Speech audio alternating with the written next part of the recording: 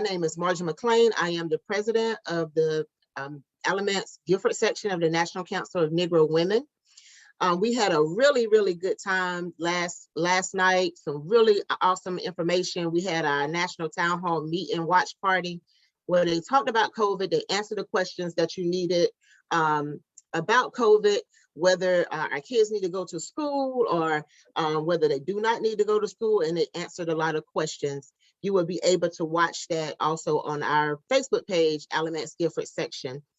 Also, today we have Ms. Sharon Mosley Johnson, CEO of Top Priority Care Service. Tonight she will be talking about mental health and how to deal with depression. I am so excited about hearing about this because we have so many people that are dealing with it and they just don't know what to do. So without further ado, I'm just going to go ahead and turn this over to Ms. Sharon Johnson. Thank you so much, Margie. Okay, let's get everything. Okay, good evening, everyone. My name is Sharon Johnson, and I am a licensed clinical social worker and licensed clinical addiction specialist. I'm also the CEO of Top Priority Services and Top Priority Care Service. So let me go ahead and say that there seems to be some kind of technology problems on my part. I think it'll go away. This is something I've switched out, so hopefully this will work right tonight for us. But again, I'm the CEO and I'm the psychotherapist for Top Priority Care Services. And Top Priority Care Services is a behavioral health agency that serves children, teens, adults, extended adulthood, providing both services for the developmental disability population and also for individuals that may have some type of mental health illness and require therapy or like an in-home, more private and team-related services, along with a day support program for our adult DD population, that's the developmental disabled population. We have our corporate office, which is located here in Winston-Salem. We have a office in Greensboro. We also have an office in Oxon Hill, Maryland, and Cleveland and Akron, Ohio.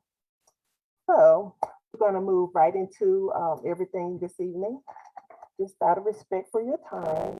So if you guys don't mind, I'm going to go ahead on and start sharing my screen, okay?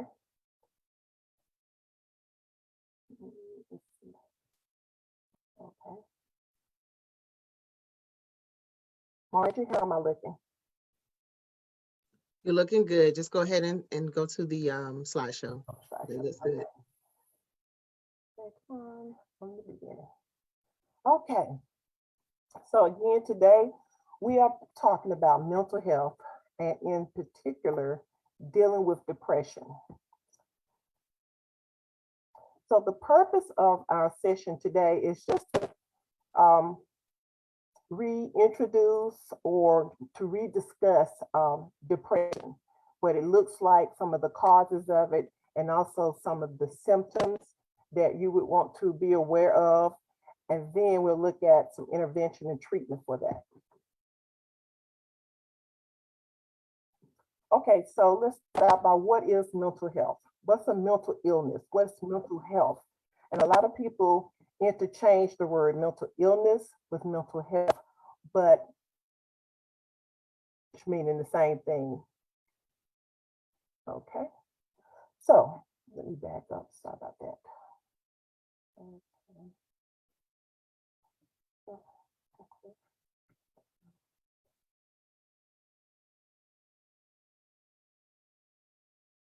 Okay. Slideshow from the beginning. Okay. So what is mental health? Mental health includes our emotional, our psychological, and social well-being. It affects how we think, how we feel, and also how we act. It also helps determine how we handle stress, how we relate to others, and how we make the choices that we make. Mental health is important at every stage of our life. So it can affect young children, it can affect teenagers, young adults, and then the extended adulthood population. And over the course of your life, if you experience mental health problems, your thinking, your mood, and behavior, I know this says could be affected, but what I would challenge you and say is that it will be affected. Okay, so let's just kind of normalize this so that we have a good understanding that this is not an isolated um, mental health diagnosis. This is something that a lot of people deal with, and they always have. It is just that they may not have recognized what it was. There may not have been a formal diagnosis for it back then, but as we have transitioned into time, we've been given the knowledge and understanding to be able to put a diagnosis with it. And what I would tell you is that any and every diagnosis is always still up for discussion. Um, as therapists, the clinical world, we live off of our Bible. I'm sorry, guys. This is our Bible, okay? And it's called the DSM-5.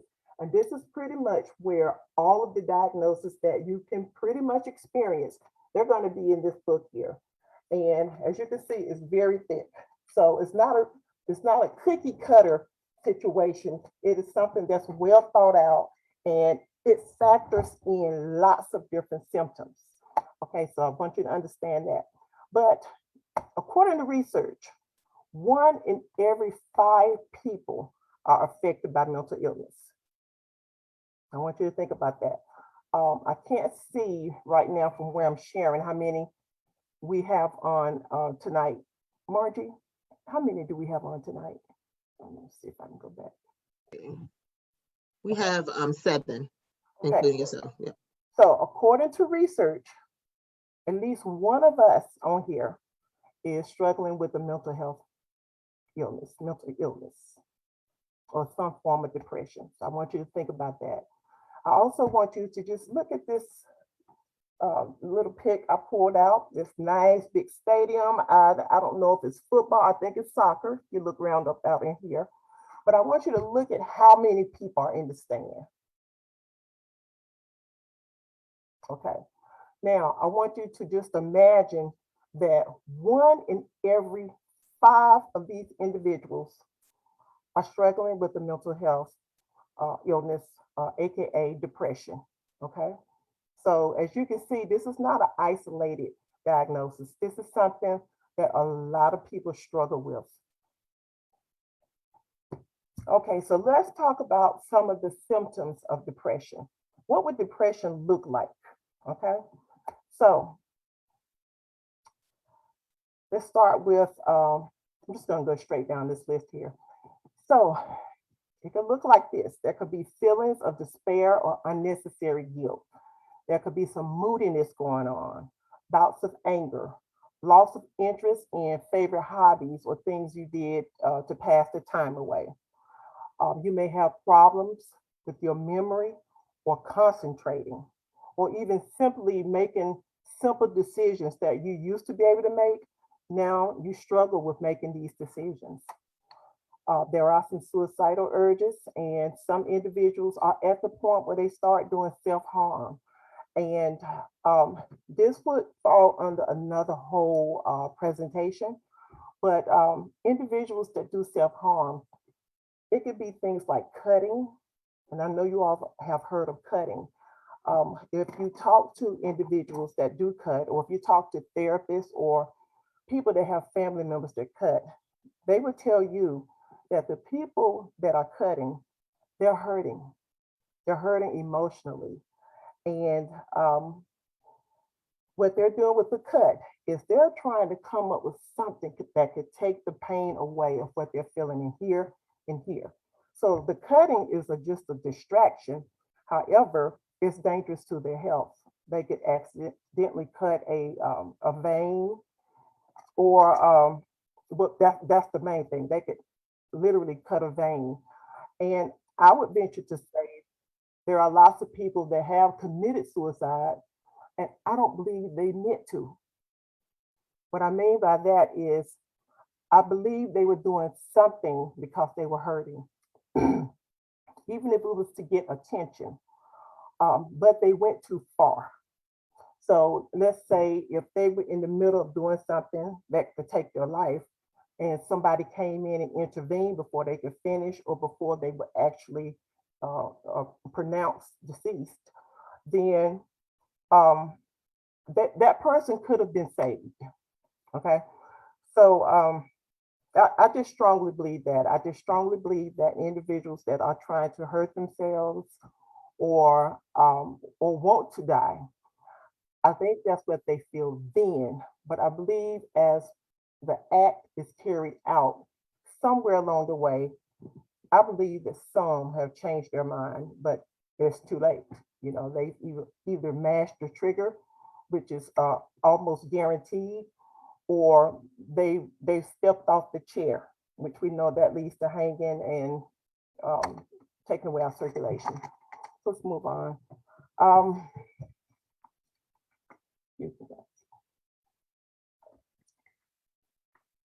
okay, so symptoms of depression can also look like individuals that withdraw from their friends and family. So they used to be in the group, they used to come around, but all of a sudden they just started getting missing in action, I guess you could say. They don't really come around as much, or if they do, they don't stay long. They come in, kind of show their face, and they get out. But what they're experiencing at the time is just they're not in a good position to be around other people. They just not because they know they're not going to be themselves, and then they know people are going to notice, and then they're going to question them, and that would make them have to talk about what's going on in their life. So as a result, they just don't come around like they used to. Again, as I said earlier, some people will have problems with their memory and concentration. These individuals could have problems sleeping. They can't go to sleep, or they toss and turn all night, or they sleep all the time. Either way, those are some of the symptoms of depression. Some individuals have sexual problems. They don't have any arousal. They don't have an urge. Um, and for some individuals, it could actually be painful. It could hurt. And then there's weight problems. You see from one situation from the other, such as either they lost a lot of weight or they have suddenly gained a lot of weight. So it'll pretty much happen fast. You either notice this person has really lost a lot of weight, or my, they put on a lot of weight. And that has everything to do with their eating. And these individuals will have high and then low mood fluctuations. They're moody. And that's also why some of them don't come around as much, because they know what they're experiencing and they do not want others to see it, because again, they would start questioning them and it would put them in a situation where they have to talk about what's going on with them. And a lot of individuals are just not ready to do that. Some of them are ashamed, they're embarrassed. As we know with the slide I just showed you, 1 in every 5 individuals suffer from this diagnosis, um, which means there are a lot of people. Nobody's alone in this. But when these individuals are going through this, they can very much feel alone. Okay, so let's talk about factors that contribute to mental illness. So, number one factor is biological, genetic. If there is someone in your family that, not someone, if there is a history of more than one person in your family struggling with depression, there's a strong likelihood that you could have that gene too. And it's not that you will be depressed and you can, pretty much you'll be out here and everybody will know. What happens is you're carrying that gene. So since depression is brought on by different factors, this particular individual that carries the gene, they may experience something in their life that typically wouldn't take you nor I over the edge, but yet they experience this and it triggers the gene that they have of depression. And therefore, it is triggered and it is put into play. And once it comes out, it is hard to bring back in unless this individual really realizes what's going on and they seek help right away. And then there are hormonal changes that can lead to depression.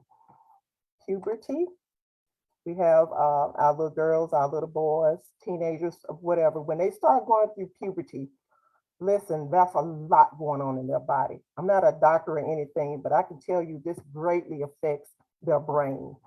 So it also explains why, if we go down here, why we have these other ones. So we have the PMS. Everybody has experienced that. Most women have experienced this.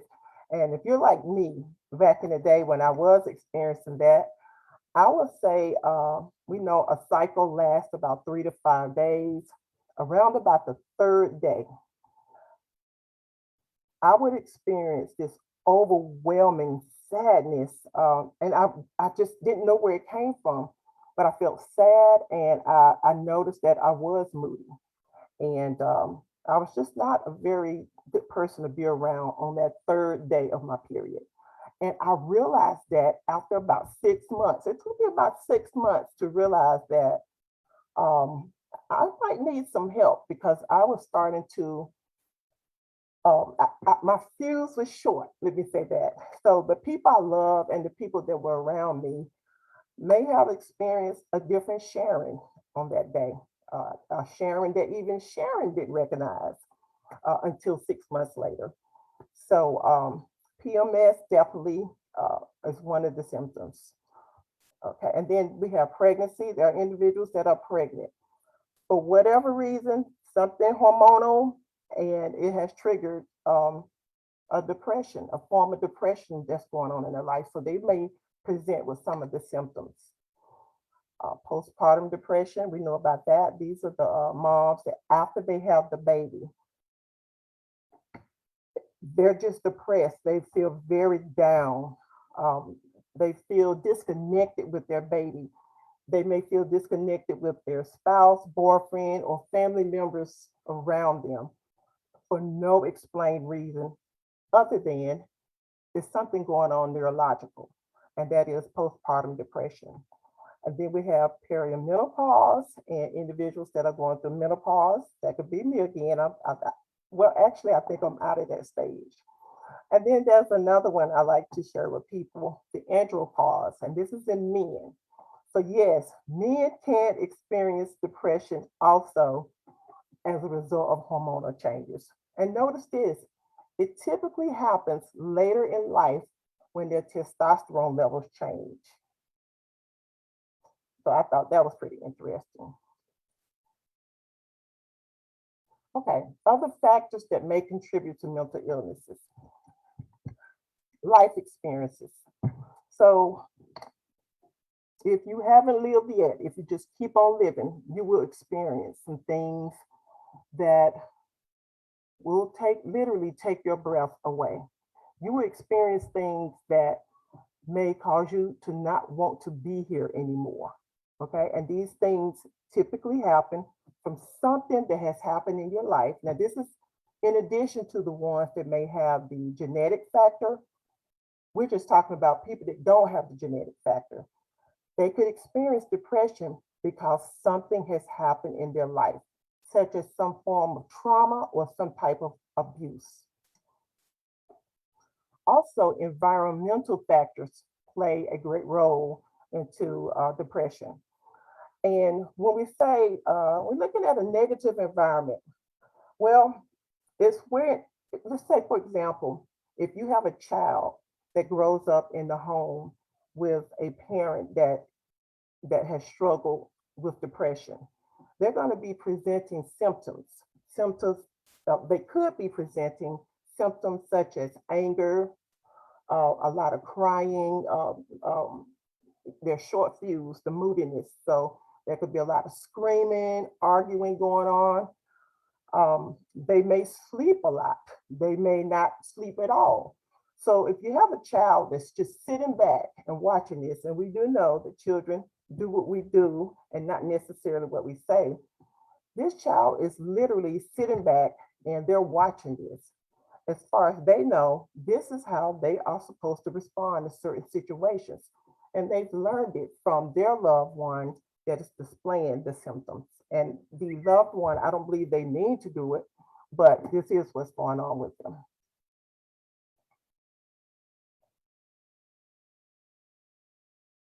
Okay, let's see.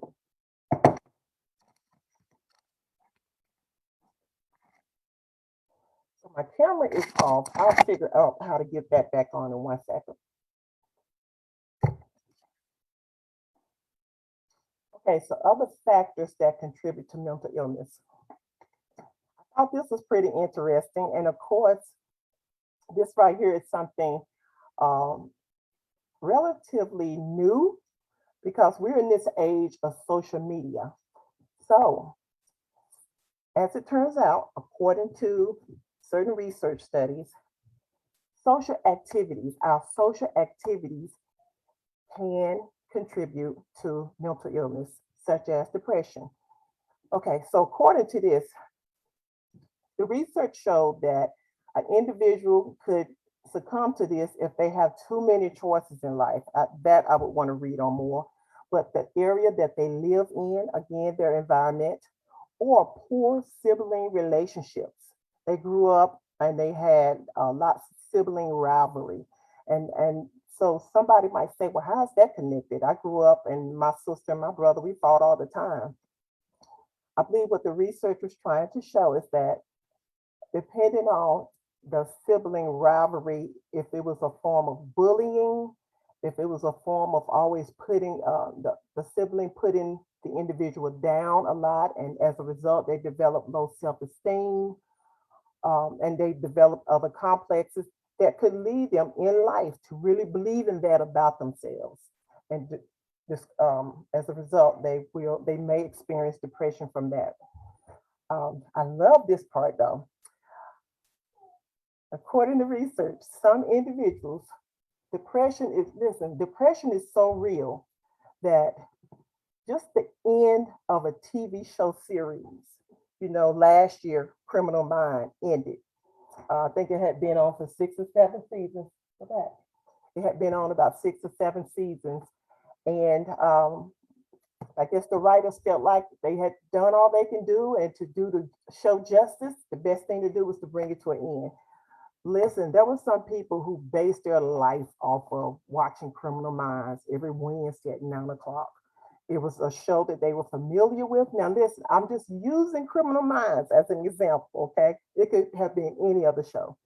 But if I use that show for an example, Criminal Minds, it came on faithfully Wednesdays at 9 o'clock. If it wasn't coming on, if you're somebody that read your guide, you had noticed that it wasn't coming on so you could prepare yourself for it. But you started basing your life on Wednesdays, 9 o'clock, Criminal Minds. It was like a date for you and the TV show. So now the TV show has went off. What do you do next Wednesday at 9 o'clock, 9 p.m.? And then the next Wednesday at 9 p.m. And this might seem like something simple to you and I, but some other people, this is really enough to trigger a spiral. And even if they were doing better, this is something again that could trigger the spiral. And then there's the social media, Facebook, Instagram, and whatever other social medias that are out here that I'm not aware of yet. Um, there's a thing called social comparisons. And what social comparison refers to is individuals that sit back and they go on Facebook and they're looking at everybody's life. They're looking at individuals that are taking these beach trips. They're going to other countries. They're going to Jamaica, Aruba, now Dubai, however you say Dubai. Is it Dubai? Okay.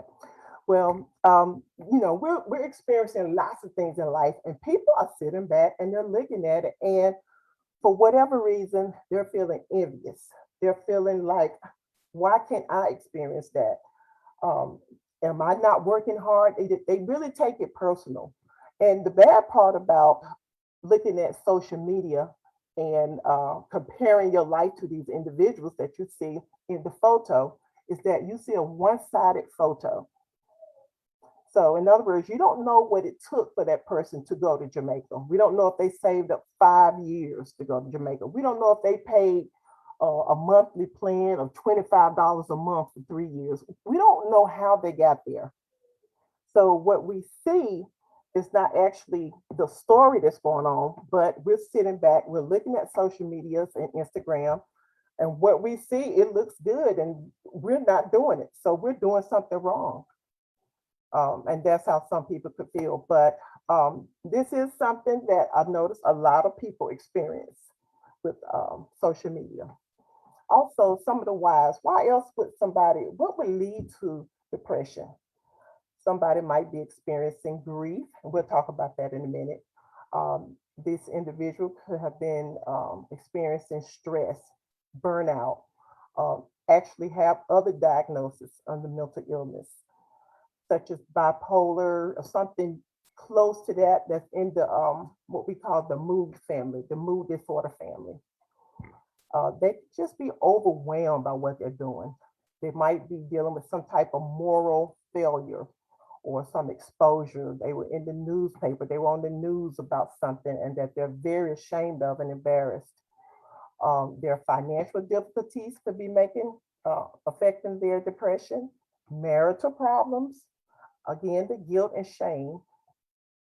And for teenagers in particular, dealing with unrealistic expectations from their parents can lead to depression, pride, family problems, and work related problems. So, as we look at this list here, you will pretty much, I think we can all agree that we've experienced some of this at some point in time. But the difference is these individuals that experience these symptoms, they have been experiencing them almost every day and almost all day. Okay. So it's not that you know I will go through these different things. It's that we may not experience it every day or every other day. And these individuals that are experiencing these symptoms, they experience them experience them frequently. And they've experienced it so much that it's starting to affect their work out of the home, their relationships in the home, or school. That's when these symptoms really need to be looked at because it has indeed turned into a major depressive disorder. Okay, so let's look at some preventions.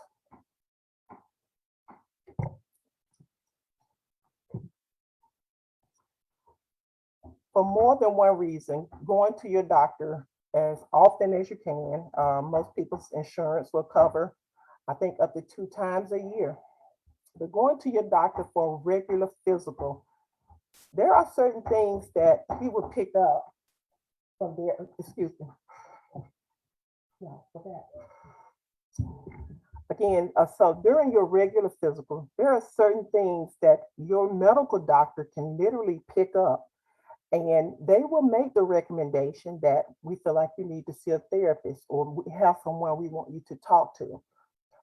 We typically, my agency, we receive lots of referrals from um, like Metro Health, fast care, urgent care, um, small practices like that that see random individuals because some people choose not to go to their doctor if they cut their finger. They'll go to an urgent care. But depending on who their medical care doctor is, they may ask questions about cutting that finger. And they may just discern from something, I guess, that they're just familiar with hearing, and they may make a suggestion of you talking to someone. Other ways to prevent is eating healthy, exercising, getting plenty of rest, taking time off, um, doing some type of meditation, some prayer or praise and worship, depending on the individual's faith. My understanding is that doing this here, doing the meditation, prayer, praise, and worship, what they're doing is they are reaching in emotionally. They're reaching in emotionally, and then they're pulling out something that has been instilled into them, and that's where the religion part come in. Their faith has taught them various ways to cope, and they're actually putting it into practice with the prayer or praise and worship, or again, just simple meditation.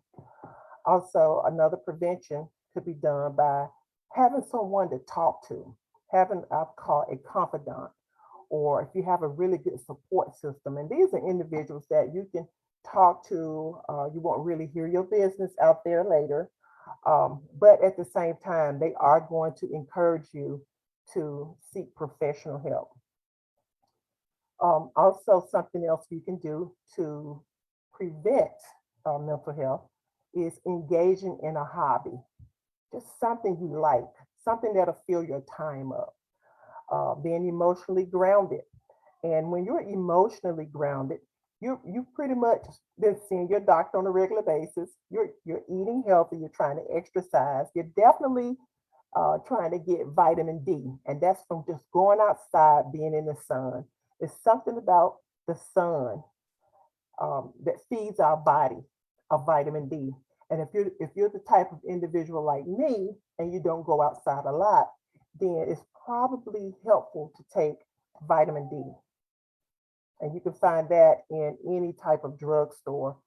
And I can't remember the milligram that's recommended just right offhand. I can't remember.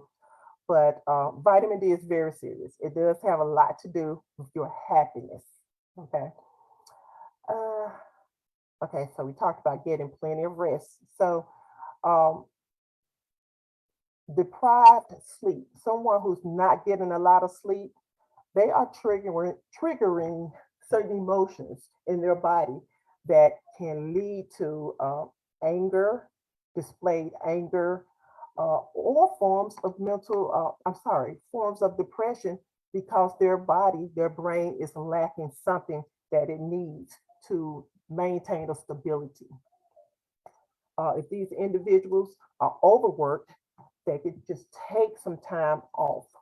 Just take time off for yourself. And again, this can go back to what are you doing when you take your time off? The meditation, the prayer. Okay, so of course, we just talked about this, but definitely limiting your social media. There's a study actually going on right now that looks at the effects of individuals who spend a lot of time on Facebook.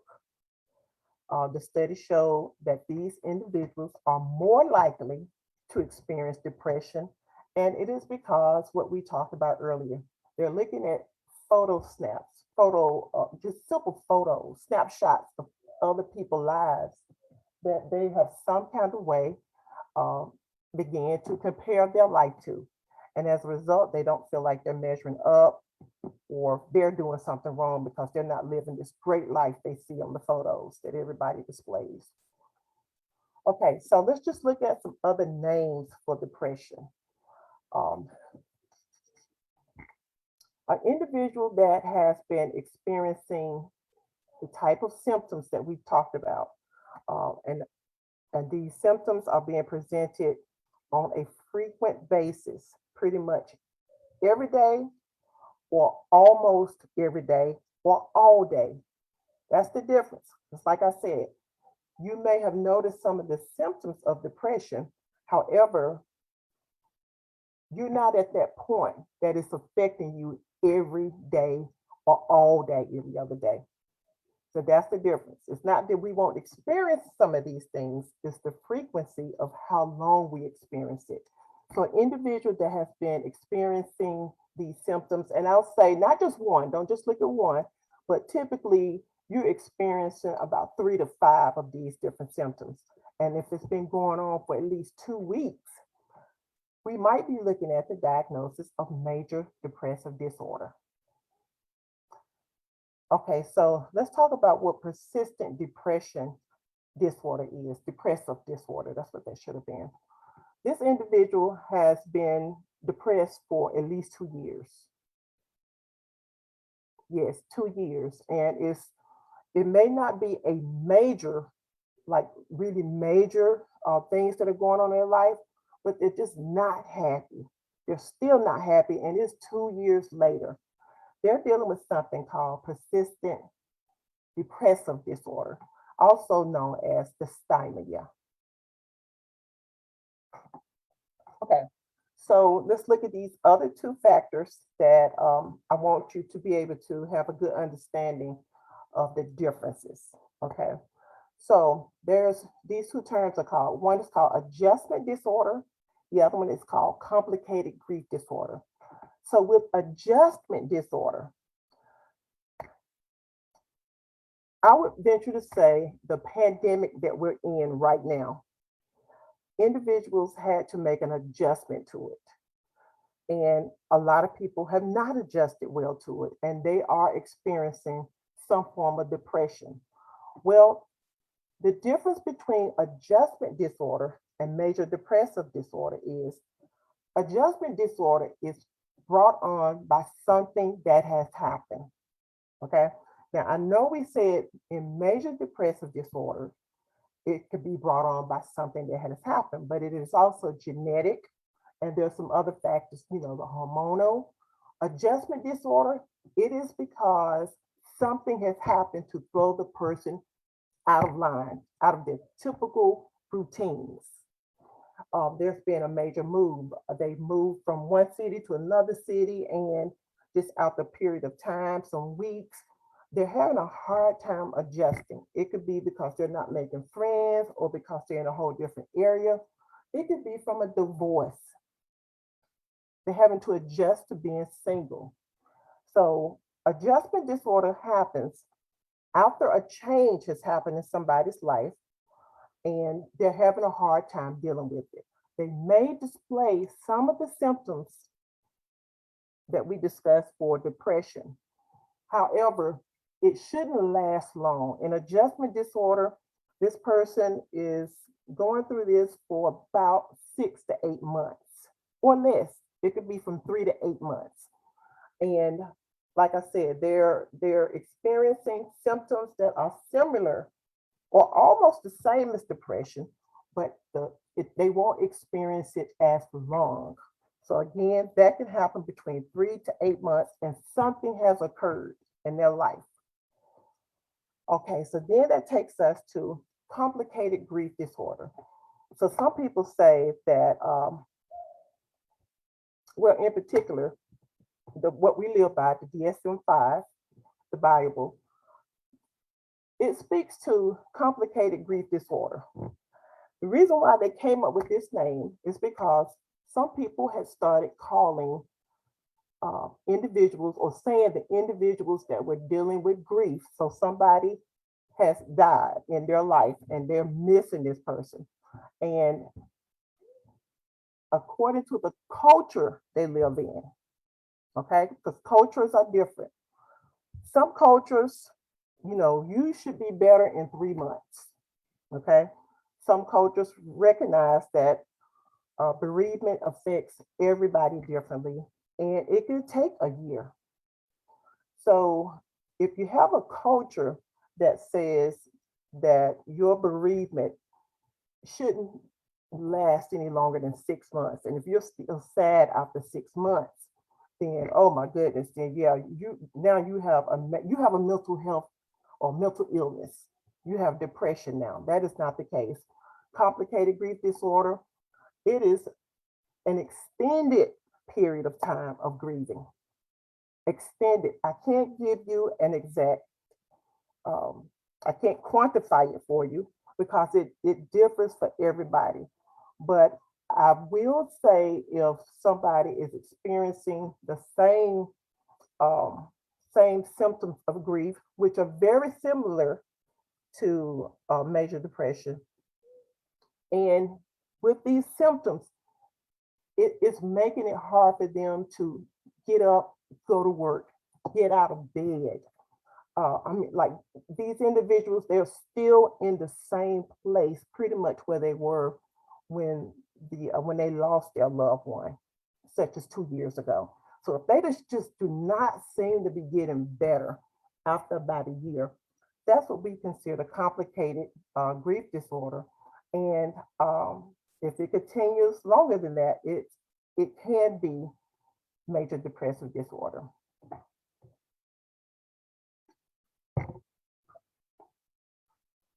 So let's just look at a few of the interventions. If you or someone you know um, have been experiencing these symptoms, or you've seen anything in this slideshow that you recognize for yourself, again, or for someone you know or your loved one, then first thing we recommend is that they seek a therapist.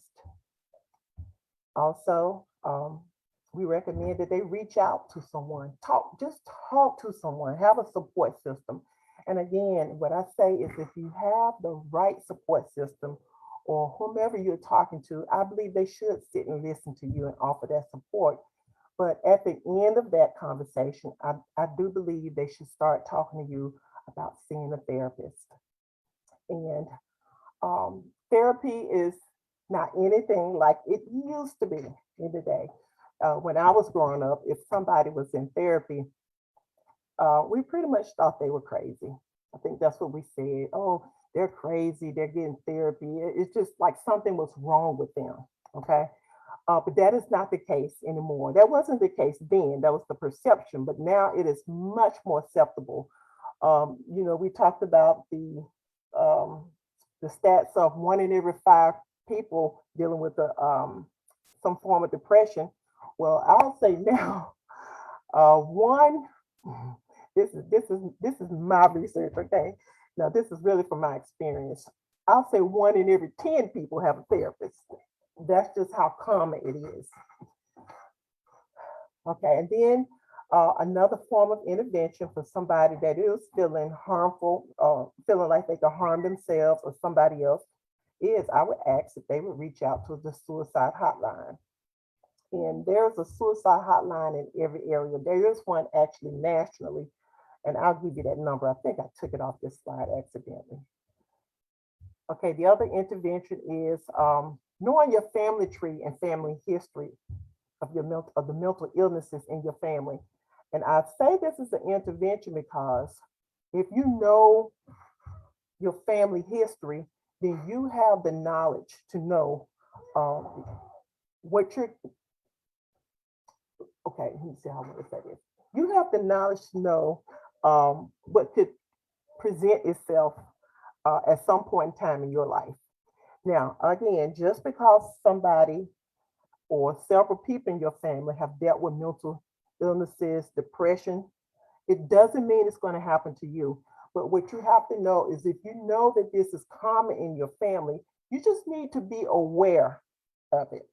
So again, something can happen in your life that triggers that genetic seed that's already there of depression. And then I always, in almost anything you do, you want to have somebody you can be accountable to. Find someone that you can be honest with, have a discussion with. After you talk to them, let's say that person says, now you really need to see a therapist. I'll help you find a therapist. Then the accountability comes in at is making sure they actually follow through. Now, I would tell you, lots of people come into our office because somebody recommended it, or they were looking at a presentation or a TV show, and they saw some things or heard some things, and they felt like we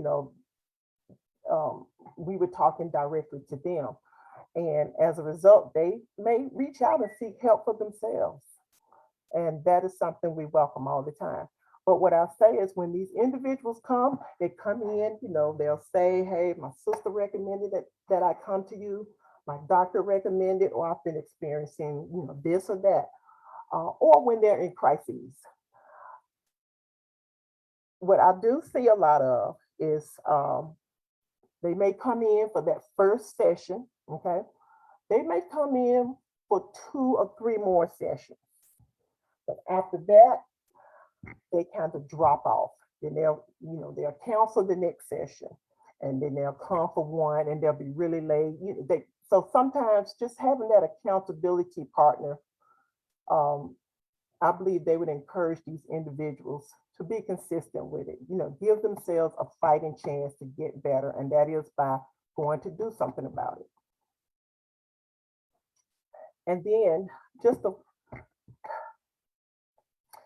I guess, in closing, what we have to do, what we all have to learn how to do, is to take care of ourselves. We have to do this. I think most everybody on this presentation uh, is a woman. And as women, we have lots of responsibilities. Listen, we take care of people all the time. And I would venture to say about 98% of us take better care of other people than ourselves. We have got to learn that we have to take care of ourselves. Taking care of yourself is doing the prevention type of work, making sure you keep your doctor's appointments. Now, I'm talking to the mom that has 3 or 4 kids and they have crazy schedules all week. They've taken their kids to the doctor for runny noses and everything. And hey, they have this little ache on the side over here, or they've had this headache. They don't even take the time or feel like they have the time to go visit a doctor to get it checked. And that's something that we just have to do better. I can't make any real strong suggestions because I do it. If there's somebody in my life, I'm gonna make sure they're straight. And then, because I feel like, hey, I'm Wonder Woman, I can deal with it all. Let me take care of them. Then I'll come back to myself. When it gets back to myself, I'm tired, I'm sleepy, or it's a holiday, so I'll do it after the holiday. So again, ladies, we have to take care of ourselves. And again, I will put out the 1-800 number for you. Let me come out of here right quick.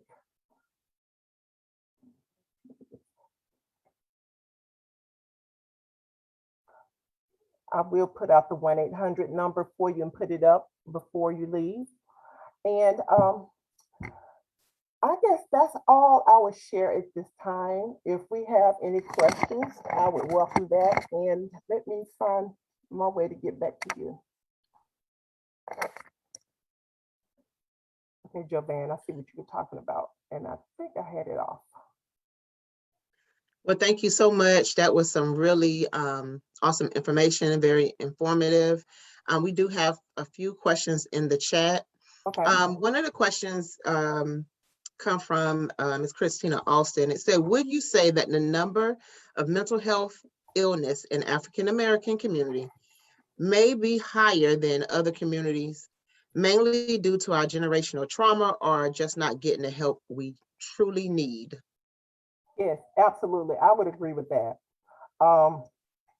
If we have to talk about family history, as you know, our culture have dealt with lots of years of oppression and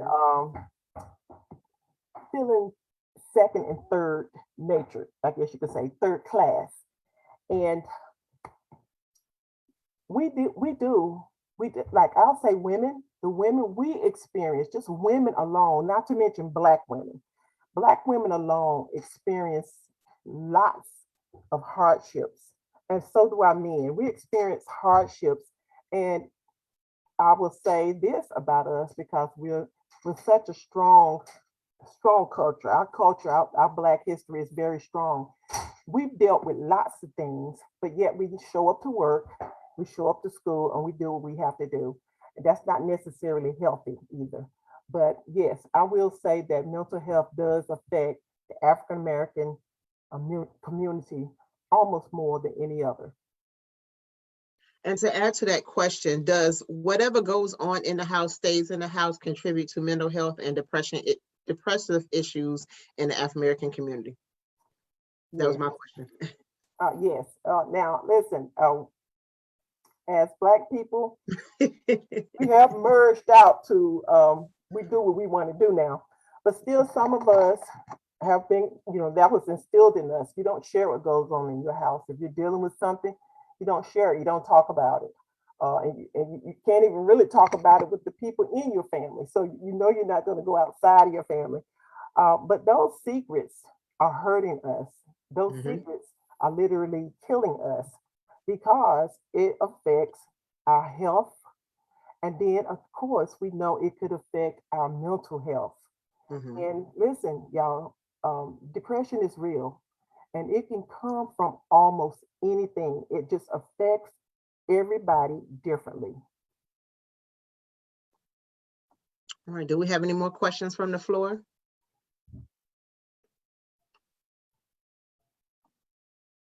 How do we begin to talk about depression in the African American community? What's the first step to start talking about depressive or mental health issues? And I would definitely say within the church community, Oh, religious wow. community. Yeah. Um, Talking about mental health in church is something that a lot of churches have taken on because they realize that they're burying people. They're having funerals. They're dealing with people in the church. They're dealing with it in their family. And I would venture to say they're dealing with it themselves. It's not as much taboo because, like I said, churches are being more responsible and they really want to help the people. We know the church is the hospital anyway, so that's the perfect place to talk about mental Mhm. health. I believe a lot of people deal with mental health. And I do, as we talked about, some ways to take care of yourself, such as prayer, meditation, praise, and worship. Those are things that we should do, but not exclusively. I believe those Mhm. things definitely will help you, make you feel better. It could definitely take you out of a very dark place up into a lighter place, not necessarily the light, but it can Mhm. take you out. But it should take you out enough until you can go get the help you need. And somebody say it's okay to love Jesus and have a therapist too. It is true. It is true. And if you're someone of faith that struggle with talking to someone outside the church, the great thing now is there are lots of therapists, clinicians that are what we call Christian counselors, and Mhm. they will treat you a little different. For example, I don't market myself as a Christian counselor, but I am a Christian and I am a counselor, and I will tell someone that if they call and say, "Do you offer Christian counseling?" I typically say, "Tell me what you would be looking for in a Christian counselor." And typically, they just want somebody that know what they're doing, and somebody that they feel comfortable with to share. They feel a connection with, and they feel like they can share with from their heart. Um, Christian counselors, most of them have the same, pretty much they went and pursued their master's degree. They did all the work to get their license, and now they're a licensed clinician, and Mhm. they have the skills. But what they have as a Christian is an understanding of where you're coming from. So, someone that would come to me and we're having a conversation, or I'm listening to them, and they talk about, let's say, if they say things like, you know, I heard a voice last night to tell me, don't worry about it, Mhm. that it's going to be okay. Now, what I know when they say that is they're speaking spiritual. We believe that the Lord talks to us. A lot of Mhm. us believe that. And some people feel like they hear it audibly. Um, but if this individual say that to another therapist, they may write a note that this person Yeah. having hallucinations and hearing voices. Schizophrenia. Yeah, Mhm. exactly. So the Christian counselor, they just understand a little bit of your conversation, what you're saying. But I'll say this too. I've done work with individuals that were seeking a Christian counseling. I connected with them. I understood when they were saying, when they were saying that the Bible says this and the Bible says that, and even sharing their experiences. I connected with it, but I also there were other red flags too. Mhm. So yeah, so yeah, they definitely got a diagnosis from me, and I hope they were okay with that. But I did explain to them how we got to that point. Another thing about seeing a Christian counselor is you can ask your therapist, your Christian counselor, at the end to pray with you at the beginning. And most Christian counselors will pray with you.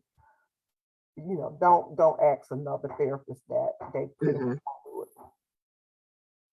We have a question on Facebook. It says, how do you deal with though we have the church, why talk to a professional? How do you deal with that? In other words, you have the church, so why go to a professional to talk about your issues and your problems? It's like we just talked about. There's no guarantee you're going to be talking to someone in the church with the training and the background and experience to understand what you're talking to. Wait a minute, to hear what you're saying and understand, and also the no symptoms, because somebody that has this experience, they should be asking questions. Like if somebody, because I would say, let's just say if it was you and I, Margie, and we're talking, and you say, hey, hey girl, I've been down, I've been experiencing, I haven't been able to sleep, I've just been angry a lot. Mhm. And, I just feel like the Lord has forsaken me. Mhm. Okay. So what I would ask, I would hear you say that, okay? But more than likely, just because of my training, I would move right into asking you some other questions like, Mhm. so, how long has this been going on? Have you been feeling anything else, experiencing anything else? Now, I will come back and acknowledge that about your comment of making the Lord, feeling like the Lord has forsaken you. I will acknowledge that, but I'm also going to ask some other questions just because I know that feeling like the Lord has abandoned you is not a diagnosis. It's just Mhm. something, it's a perception that you're experiencing.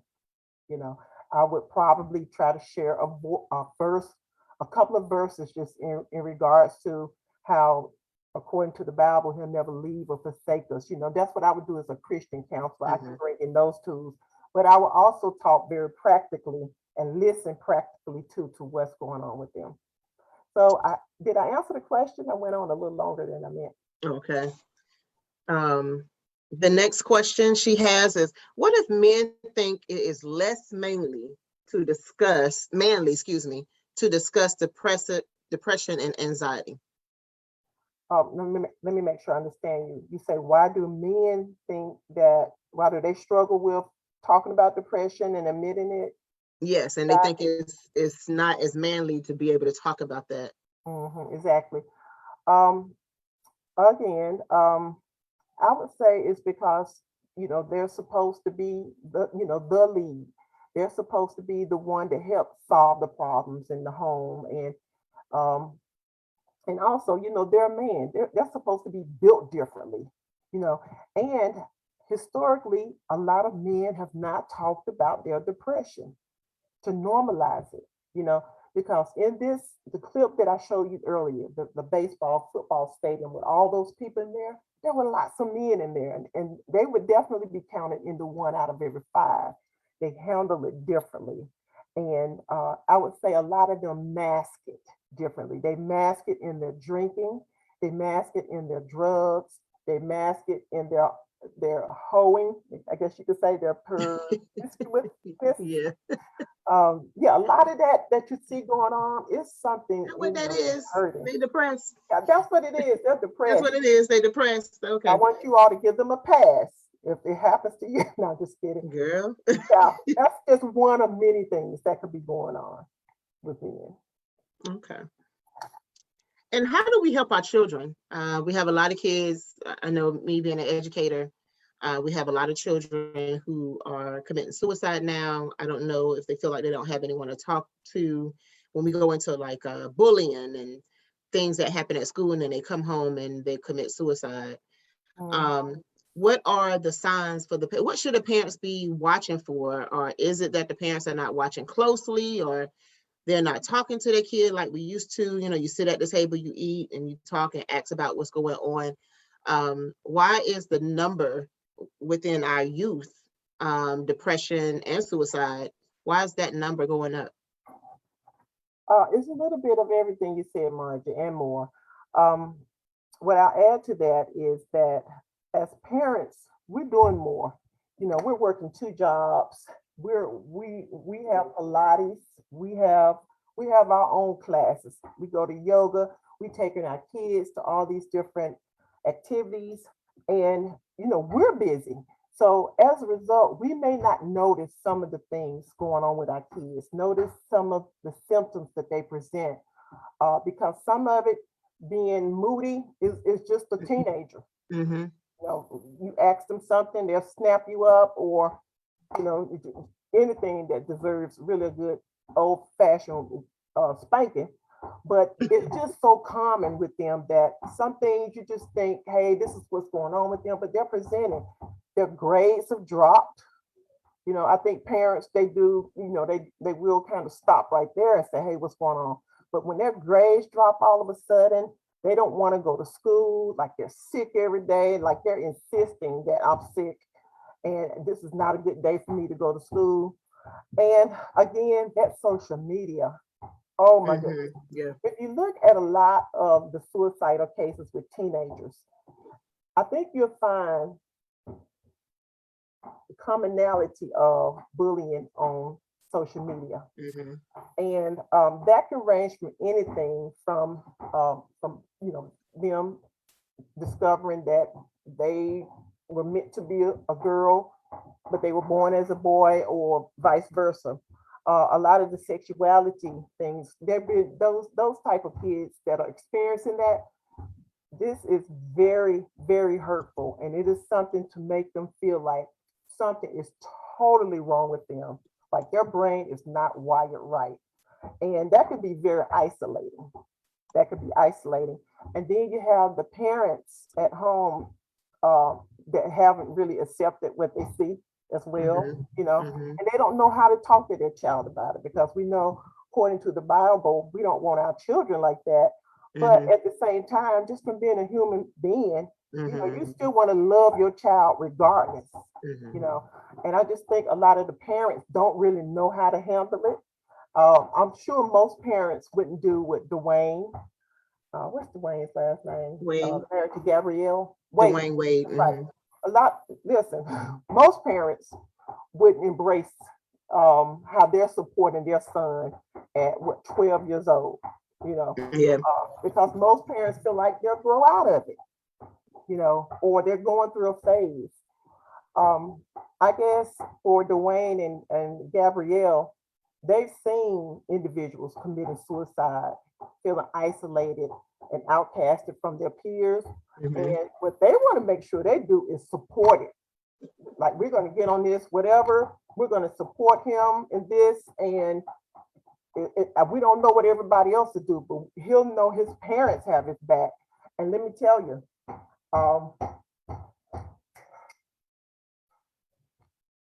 their support will make a big difference for him. Now, he's still going to get teased and bullied.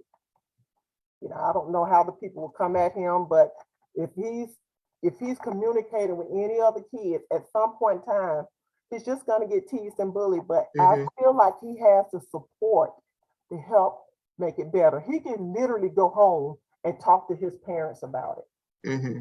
And they can ask him about it. You know, how was your day in school?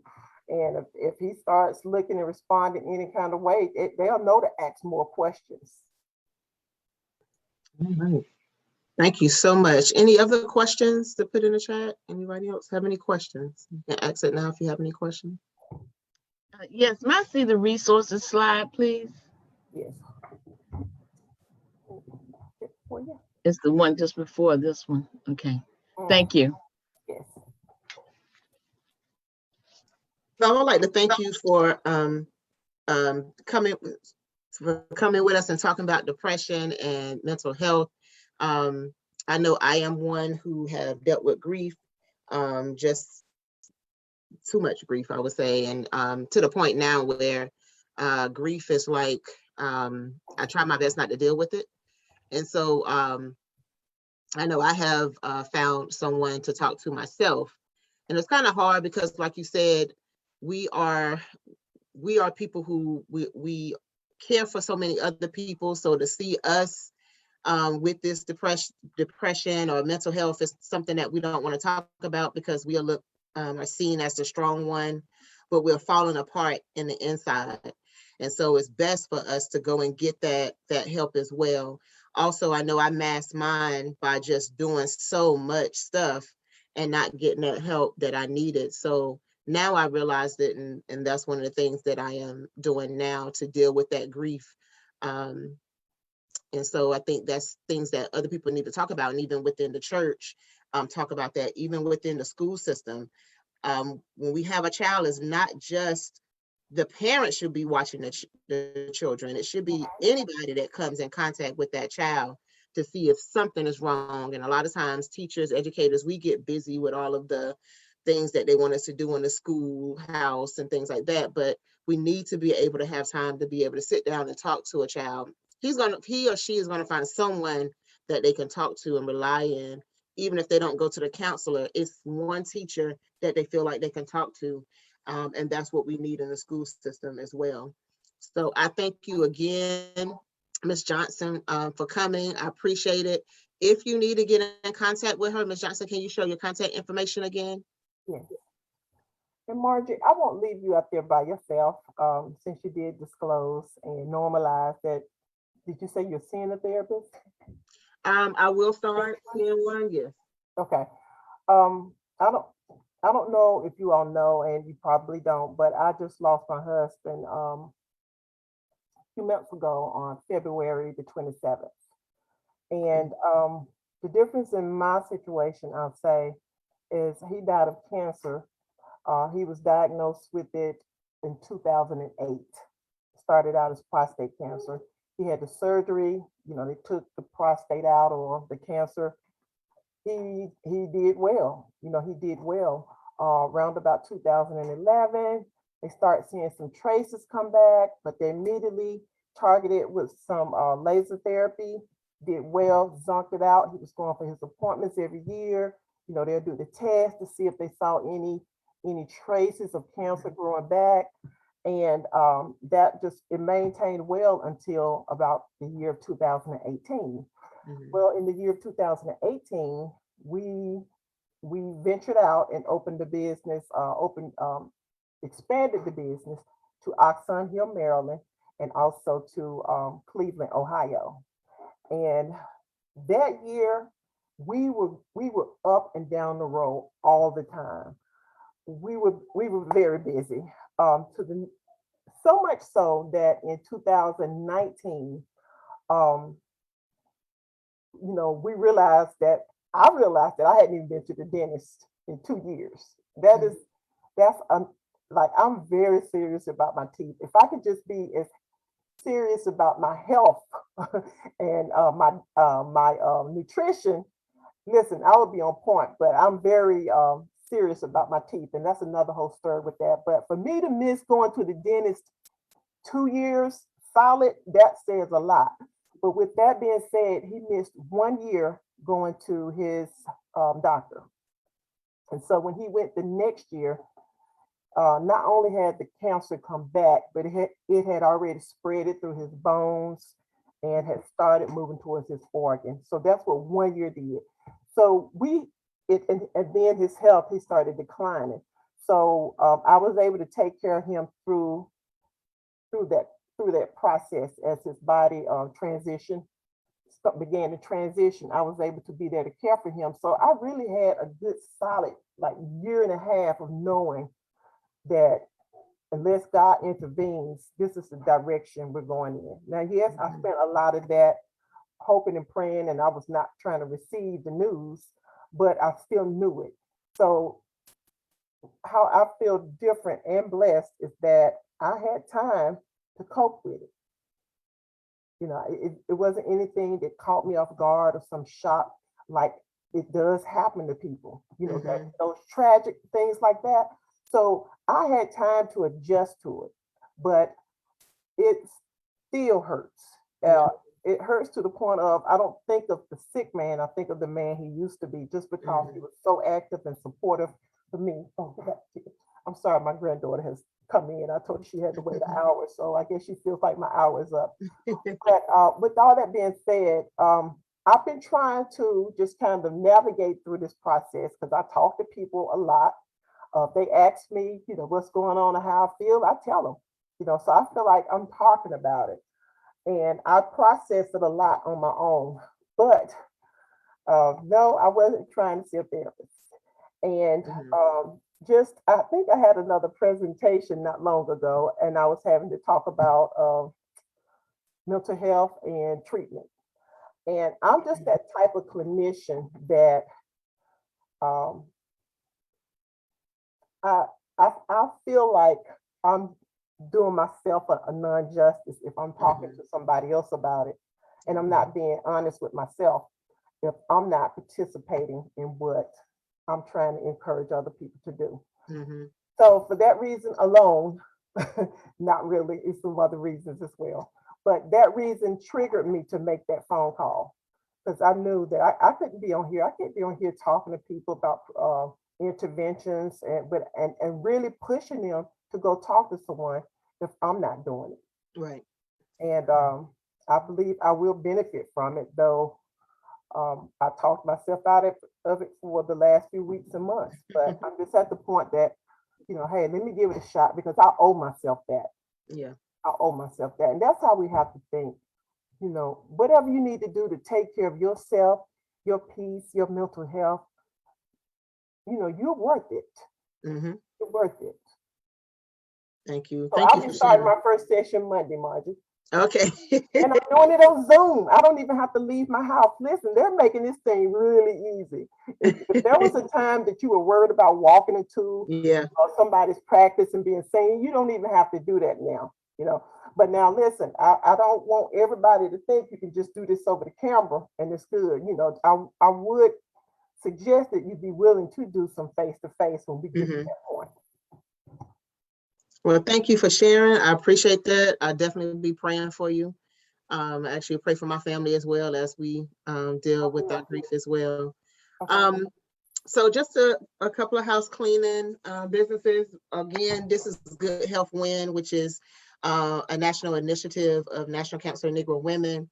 Our focus for this initiative for this year will be developing and implementing implement a vaccination education campaign targeting adults and racial and ethnic populations experiencing disparities, as well as part of the applicants' other communication strategies. And if you want to know more about Good Health Win, you can go to goodhealthwin.org.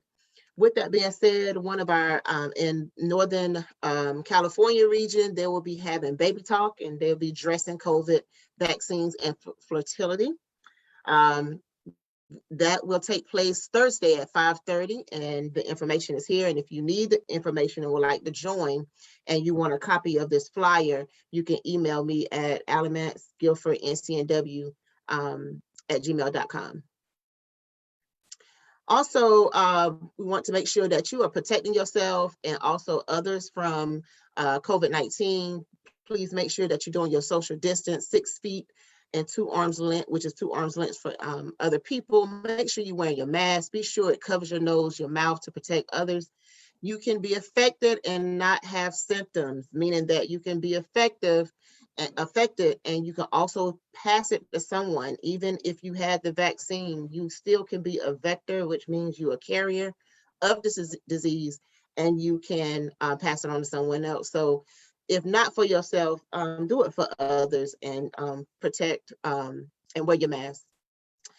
Childhood vaccines save lives. The vaccine of children born between 1994 and 2008 will prevent 419 million illnesses. We have how much money it will cost, 1.9 trillion in total of societal costs, which is $5,000 for each person in US. And this also shows what the protection should look like, community protection threshold. Not only are we talking about the COVID vaccine, but we're talking about the other vaccines as well, your measles, your mumps, your polio, your flu. The flu is very important also because, again, the flu and COVID-19 is kind of similar to each other. And so we need to make sure that we are getting our vaccinations as well. Here's some information about COVID-19. You can prevent this, prevent the spread of respiratory illnesses with these actions. Avoid close contact with people who are sick. In other words, wear your mask because you don't know who's sick. Avoid touching your eyes, nose, and mouth. Practice social distance by putting space between yourself and others, and wash your hands often with soap and water for at least 20 seconds. Here is some other information. And again, if you would like this information, you can definitely email me again at Alamance-Guilford, ncnw@gmail.com. We are looking at, is it safe for children to have this vaccine? And they're actually working on that as well. So especially with our children going back to school and COVID, the Delta variant is really hitting our children hard. We have also, NCNW have started an Uber ride program. You get good for 4 rides, up to $25 off each per person to and from a vaccine appointment. This is from July 5th up to September 30th. And you will use the NCNW promo code as well. This is in the following states that you see on the flyer. And also, these are the steps that it takes for you to get that promotion code. Now, this is not for you just to take Uber to the grocery store or go to your friend's house. This is for specifically you going to your vaccination appointment. So please make sure that you use this appropriately. Please pass this information on in the particular states that you see as well. Protect yourself, vaccinate yourself and your family against COVID-19. All right, so tomorrow, we will be back tomorrow, same time. We will have, we'll be talking about kidney health, kidney and you. And so we will have Dr. Chang and also Miss Katie Soprani, and she will be, both will be here to talk about kidney health, which is very important. Please join us for this. Please come and ask your questions. If you don't ask questions, you won't know. You don't get because you don't ask. So please come on and ask your questions. On Thursday, we will have facts and myths for college students, and we also will have a workout session. So not only will you get some information, you get a chance to work out and move a little bit as well. And this is also for our seniors as well.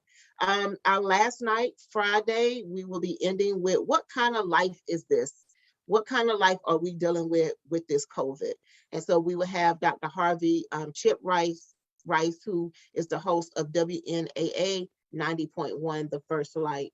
So I'm hoping that this information is helping you. I hope it will give you some type of help you with taking care of your health as well.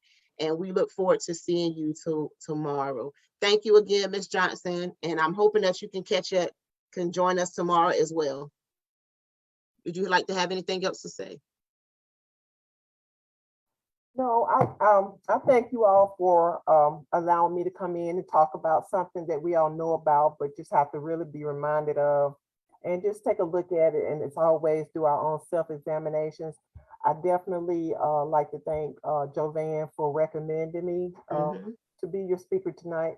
I just shared that my husband passed in February, on February the 27th.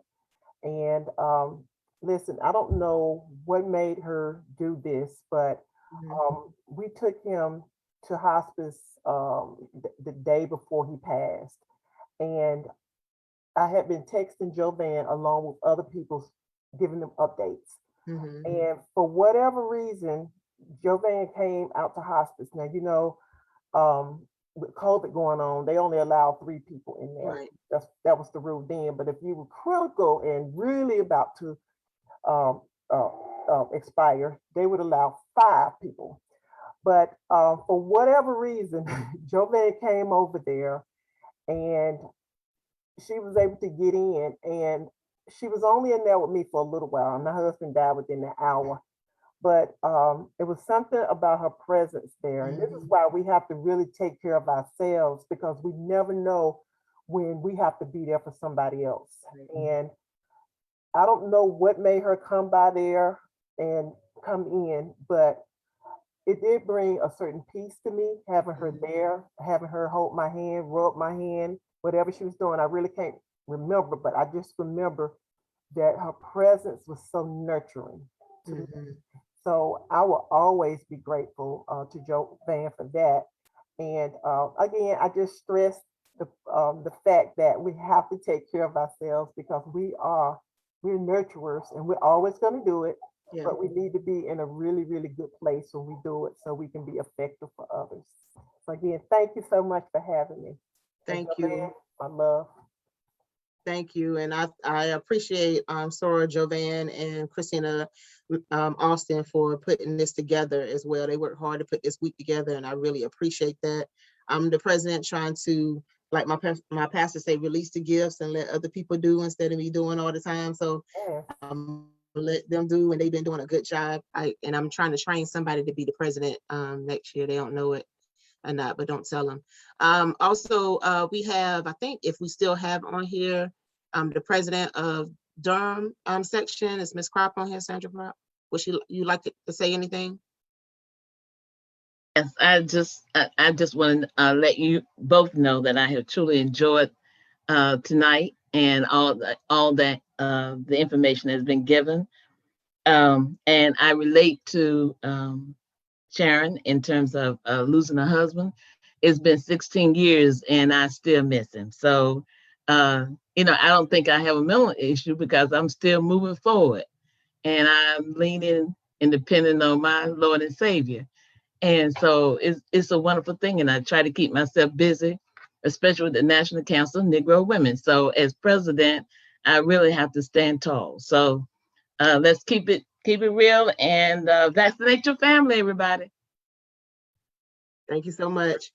All right, thank you so much for coming. All of our members who are here, who are on: Christina Austin, Georgia Shepherd, Jovan Turner. I think Miss Shirley Rusan was on for a little bit. I would like to thank them for coming on. Please share. Tomorrow would be good, talking about our kidneys, which is very, very important. Please drink your water. And we will see you tomorrow, same bat time, same bat station. Thank you. Thank you, Margie. Bye-bye.